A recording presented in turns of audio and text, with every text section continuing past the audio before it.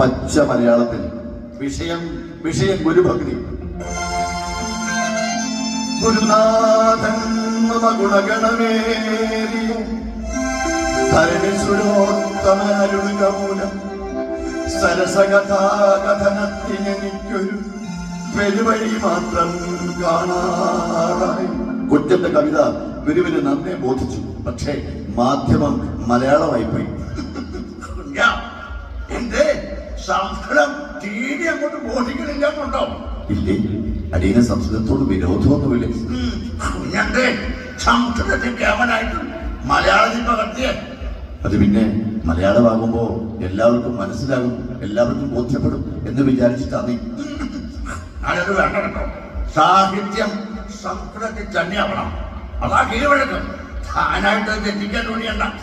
അത് ദേവസ്ഥാനത്തിന്റെയും രാജസ്ഥാനത്തിന്റെയും ഒക്കെ